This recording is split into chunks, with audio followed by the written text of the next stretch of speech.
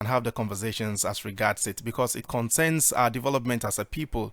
And just as I say, every now and then on the program, you and I have a nation to build together, because we are all very much involved when it comes to governance of the country. Now, I'm come to talk about one thing that has lived with us over the period. And I'm talking about since the demise of Dr. Kwame Nkrumah and we adopting to be a democratic state, and all of the issues that have come with it. We're talking about our development and as a people. Over the weekend, I was having a conversation with a friend whom I traveled with to visit, some part of the eastern region, and we monitored a number of things. One to do with the e-block facilities that were started by the Eswal Mahama, or the Mahama 1 administration. The Eswal administration says it completed a number of them, but you remember the politics to do with it, the e-block facilities. You remember the politics about it, that a certain government started it, and so a certain government comes into power and does not prioritize it. And that has been the reason why we are where we are as a people, if you ask me. I think that the cliche that government is a continuous process, we just only try to tickle ourselves in the back and say that this is what it's supposed to be, but really, is that what it is?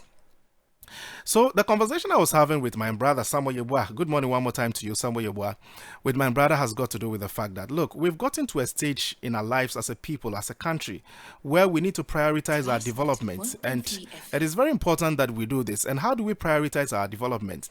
We vote in government or parties to come and serve our interest, and a certain government comes into power, and it's about what that government would want to prioritize for you and I. It is not about what we think we want from the government of the day. It is about what they think you and I need. And that is what they try to implement. And so I'm talking about the manifesto system. So during the campaign eras, you realize that politicians or political parties would actually make the promise that we would do A, B, and C for you, paramount among which includes, the construction of roads and what have you. All of those things are captured in there. And so they try to get your vote, and then they come into power, and we expect that they deliver on their mandate. They deliver on the manifesto promise that they made to the people.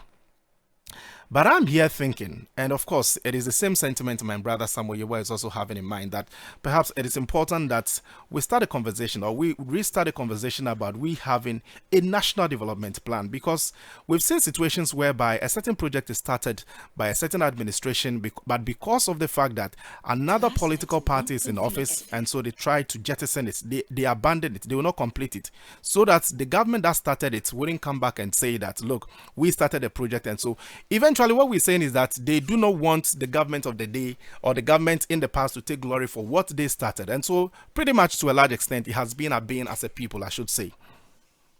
So I'm here thinking, and perhaps I'm sure a lot of you in the house would also agree with me, and my guests in studio are already seated, and I'm sure they would also agree with me that if we are talking about development, we should have a plan.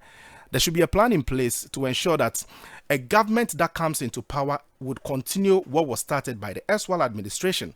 And I'm talking about we ensuring that these issues are captured in our constitution. Because once you are constitutionally mandated to ensure that what was started by your predecessor, you continue with it, you would ensure that you continue with it. Because if you don't continue with it, there are going to be repercussions for you as a government. And so we've come to the point where if we are talking about development, we should talk about National Development Plan, which is something which was started by Dr. Kwame Nkrumah, our first president. There's no development plan.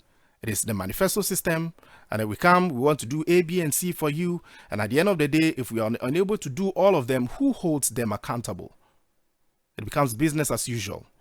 My take on a piece of my mind this morning is just going to be brief, because my guests are already seated in the studio, and so we're going to be setting the ball rolling very soon, because we're delving into the media budget review that was submitted, or that was delivered on the floor of Parliament last week by Dr. Cassiel Atuforsen. And so we'll just be getting into the various sectors and give you a breakdown of how things are looking like in the media budget statement. But my take is very simple. I think that we've gotten to a point where we need to incorporate into our plan a national development agenda the need to have a national development plan, which will be binding on government upon government upon government, so that we see the development that we want, so that we don't find a government jettison a project that was started by an Eswal administration. You come into power and you are bound by constitution to continue with what project was started by the Eswal administration. This is a piece of my mind. Let me just make way for a few of you to actually call in. I know a lot of you would want to call in to share your sense as far as the issues that I've shared with you this morning is concerned, but time isn't on our side. Definitely, we're going to make way for you to call in further. But the issue that we're going to be discussing next also is also of very critical importance. But maybe we can pick about it. Raja, we can pick about how many calls? Maybe some 5 calls briefly, so that let me have you have your say on what I've shared with you this morning. And it's 030220